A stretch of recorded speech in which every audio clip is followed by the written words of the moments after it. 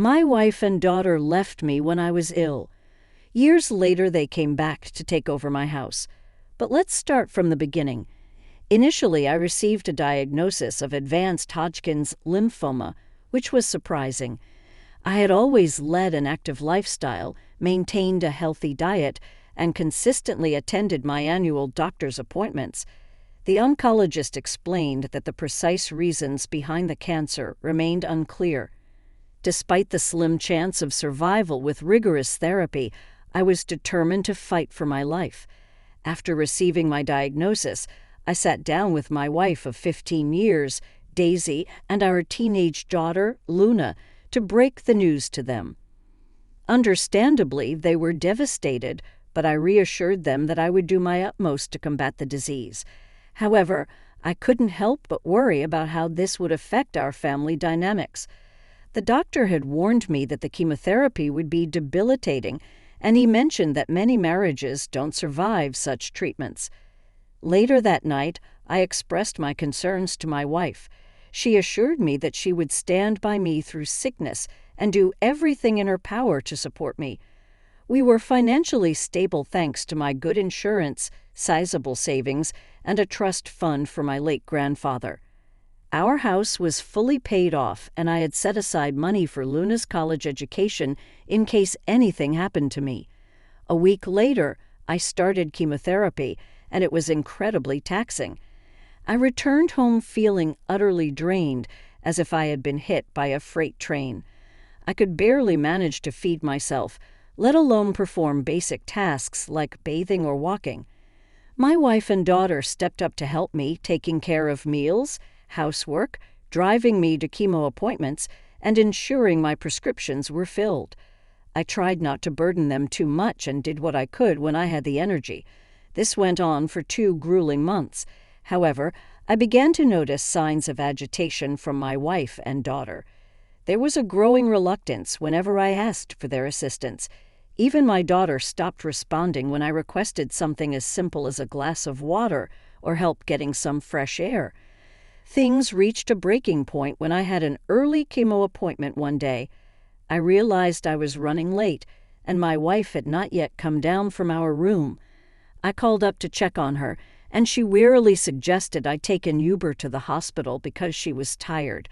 I was shocked by her response, but not knowing what else to do, I called for an Uber and also contacted the hospital to request assistance as my wife wouldn't be there to support me.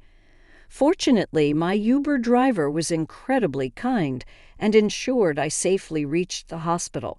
She even offered to drive me back home after my treatment.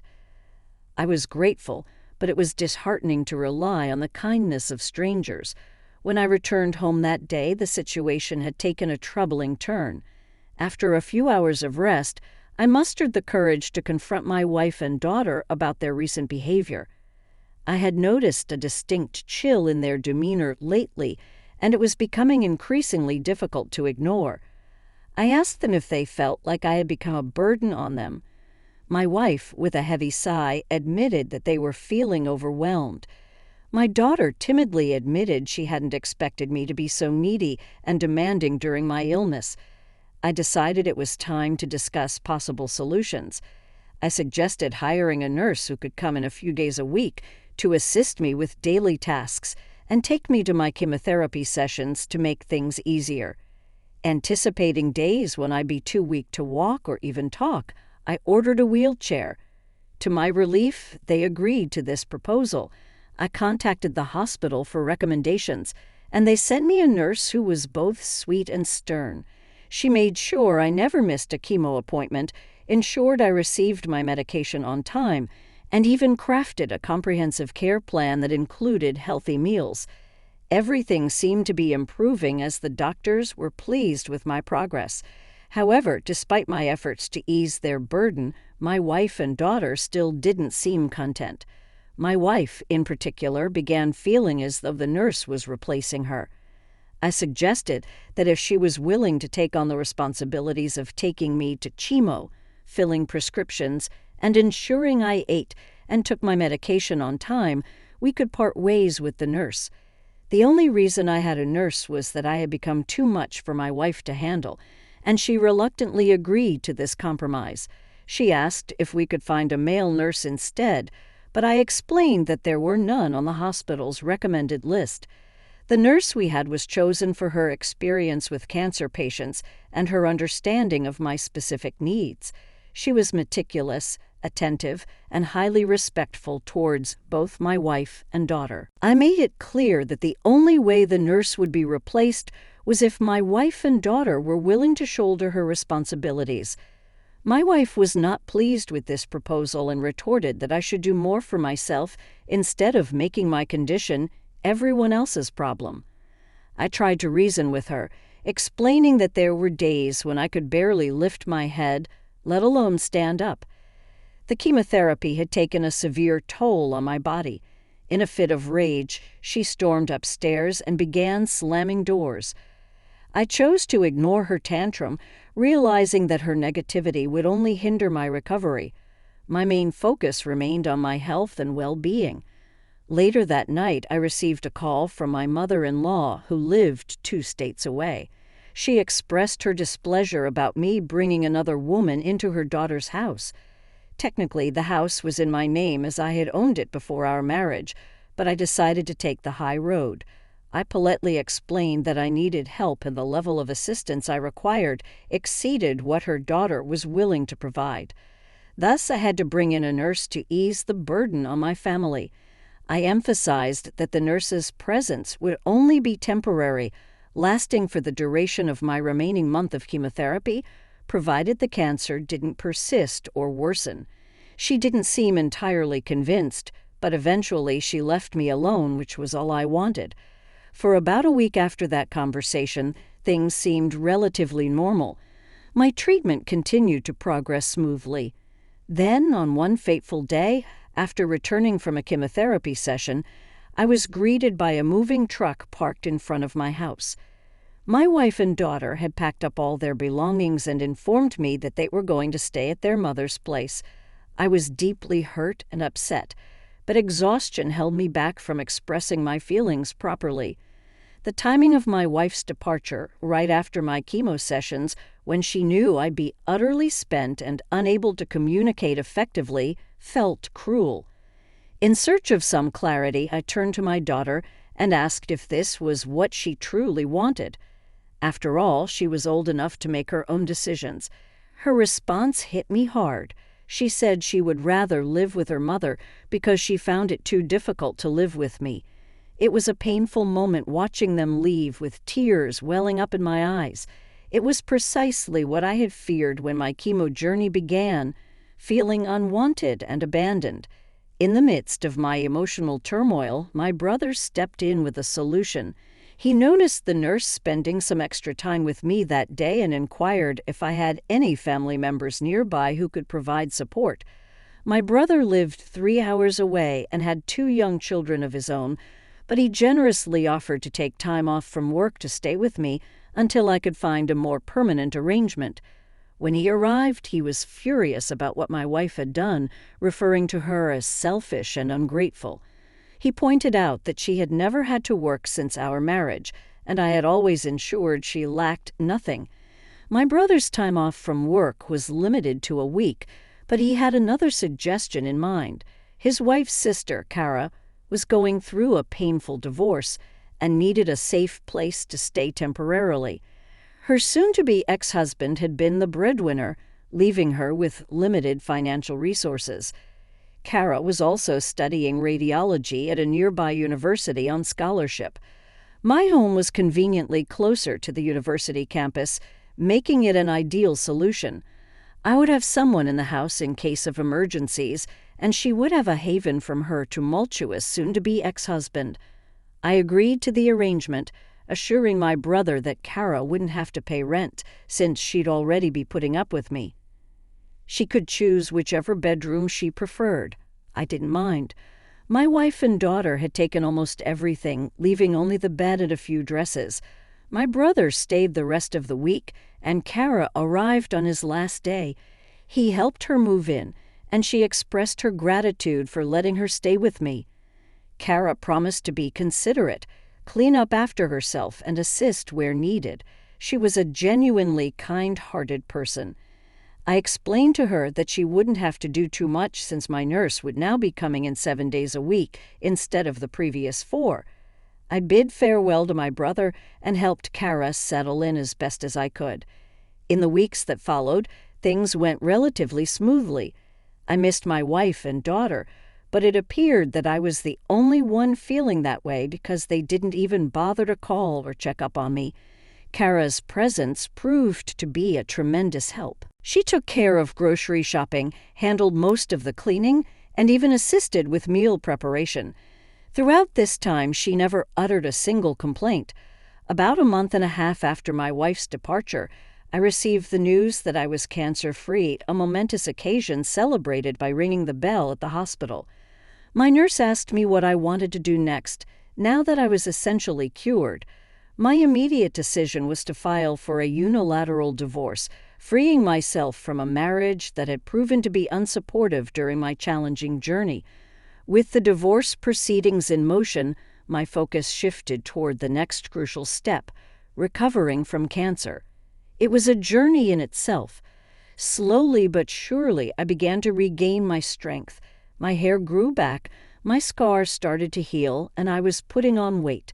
I stuck to my healthy meal regime for the most part, but I allowed myself some cheat days to savor the favorite meals I had missed during my illness. It's been 6 months now since I've been declared cancer-free, and I believe I'm finally ready to move on with my life. I made a call to my old job, and they're willing to rehire me for remote work if I choose to return. I think I'll take them up on the offer because I'm planning to move away. While I have an attachment to my house, there are too many painful memories here. I yearn for a fresh start with something smaller. My wife doesn't know it yet, but I'm planning to give the house to Kara. She came through for me when I was at my lowest, showing immense kindness even though we were practically strangers. She's free to sell it if she wishes. I no longer want anything to do with it, especially if it means my wife or daughter could lay claim to it. My new place is in a quiet neighborhood in the countryside, and I'm eagerly looking forward to this new beginning. Update number 1. Hey, wife and daughter. It's been over a year since my initial diagnosis, and I've settled into my new place and neighborhood nicely. There are plenty of friendly folks around here, and I've made friends with my neighbors, including Sophia, who lives across the way. She's a widow who lives alone, with her kids scattered across the country, visiting only during Christmas and her birthday. Sophia invited me to her porch for drinks and conversation, and she shared the heartbreaking story of losing her husband to lung cancer. She emphasized how important life insurance was for her family's financial security. During our conversation, I opened up about what happened with my wife and daughter. Surprisingly, I still hadn't heard a word from them, but I've come to terms with it. I've been spending my time pursuing new hobbies, particularly woodworking, and I'm starting to build up a collection of tools. One day, when I returned from the hardware store, Sophia informed me that she had noticed some people hanging around my house. Fortunately, they didn't do anything harmful or steal anything, but they did approach the door, knock it a few times, wander around the house, and eventually wait in their car. Sophia considered calling the sheriff's office, but decided against it as she thought they might be family. I asked her to describe them, and her description matched my wife and daughter. I couldn't fathom how they had found my new residence, as only my brother and his wife knew my current address. It left me wondering why they were looking for me after leaving almost a year ago without looking back. Sophia assured me that if they returned, I shouldn't come out, and she would handle the situation frankly. I had no desire to interact with them after they abandoned me when I was at my lowest point. Later that night, I called my brother, who informed me that my wife and daughter had been harassing Kara and her roommate at my old house. Fortunately, Kara had documented proof that the house was now in her name, and she had explained that she had bought it for me, a smart move on her part. I felt bad that Kara had to go through this ordeal because of my family, so I called her directly to apologize. Hopefully, the next time they come around, I can resolve the situation for good. As for my wife, I'm not sure if she's aware of the unilateral divorce. My lawyer sent a copy to her mother's house, but it's possible they mistook it for junk mail. Regardless, I've reached a point where I no longer care. She and I are no more. Update number 2. My wife and daughter showed up at the house again, but this time it was earlier in the day while I was working. I heard the knock and decided to check the security cameras, and sure enough, it was them.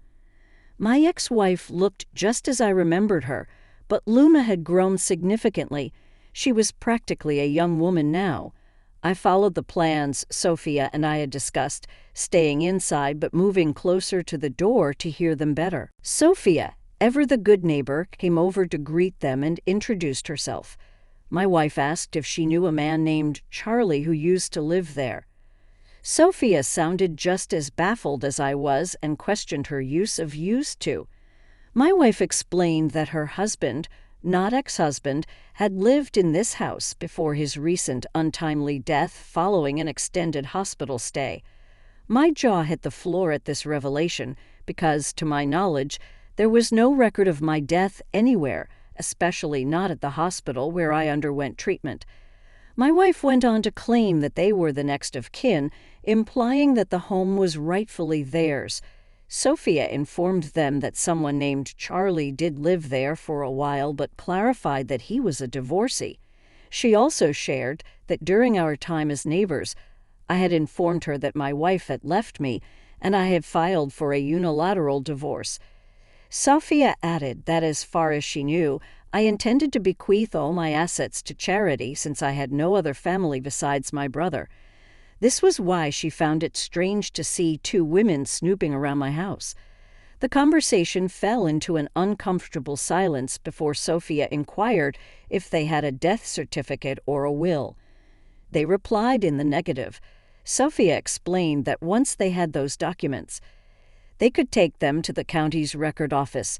If they were indeed the rightful owners of the property, they could then get the deed in their name. My wife did not take kindly to this suggestion. She asked Sophia who she thought she was and started screaming, asserting that Sophia had no authority to interfere in her affairs. She also accused Sophia of being nosy and demanded that she mind her own business. I felt a deep sense of embarrassment. The people in this neighborhood had been nothing but kind to me, and here my ex-wife was making a scene and disturbing their peace. Part of me wanted to go out there and give her a piece of my mind, but I chose to stick with our plan.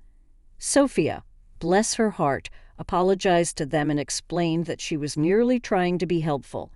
She returned to her own home, and shortly after, my ex-wife and daughter left. After finishing work, I went over to Sophia's place to apologize. She brushed it off, mentioning that while she found my wife's behavior repulsive, she also found the outbursts somewhat amusing. I wished I could agree with her, but I knew my wife could be hot-tempered when upset. If she ever returns, I am determined to confront her and ask her to leave me in peace. She came back again yesterday. I was sitting in my home office when I heard a loud crash. Rushing out to the living room, I found my front window smashed, and people were outside screaming. I thought there might be a maniac on the loose, and it turns out I wasn't entirely wrong. It was my ex-wife. She had smashed my window, and my neighbors were out there trying to stop her. Apparently, she had been causing a ruckus for a while, but I hadn't heard it because I had my noise-canceling headphones on while doing some QA work. Frankly, I wouldn't have heard her even if I hadn't paused the mic for a break. When I got outside, 2 of my elderly neighbors were doing their best to restrain my ex from causing more damage. Both she and Luna were holding bats, and they had already broken a few of my potted plants. I grabbed her by the arm and asked if she had lost her damn marbles. Needless to say, she was shocked to see me, or rather shocked to see me alive. I told both her and my daughter to get off my property before I called the cops. Unbeknownst to me, my neighbors had already placed the call. She seemed hurt by my words and asked why I hadn't contacted her after I got better.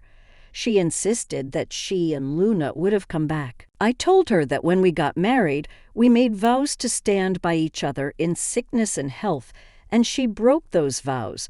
I wanted nothing to do with her anymore. She's no longer my wife. I sent the divorce papers months ago. I asked her again to leave. Then she asked about her daughter and mentioned that she's going to college next year and she can't afford the tuition on her own. I replied, "Your daughter was fine with abandoning me too, and I'm ready to give up all my parental rights to you. You should have thought of that before you abandoned me. I don't want anything to do with either of you."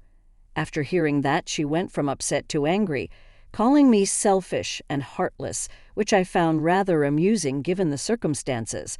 "You're the last person who should be calling anyone selfish," I screamed back, calling her an entitled jerk, and made it clear that I'd ensure she never got a dime from me again. Then she swung at me with a bat just as the cops showed up. They immediately arrested both her and my daughter. They asked if I wanted to press charges, and of course I did.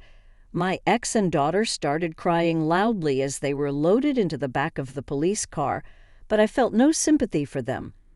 I had everything that happened on camera, including my wife smashing the window, and I had already submitted it to the police. After work, I ordered a new window and cleaned up the glass.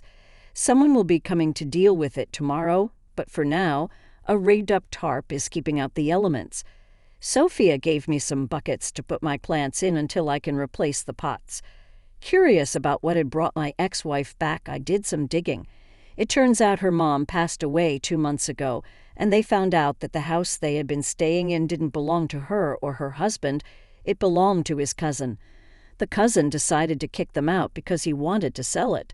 With both of my ex-wife's parents now gone, she and our daughter sold most of their parents' belongings and had been living in a motel for a while.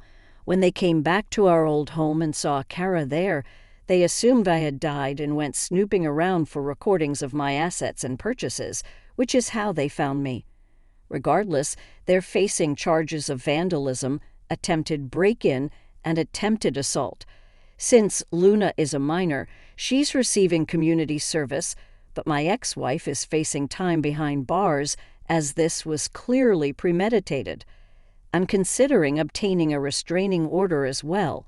At least for now, I won't have to worry about her for a good long while.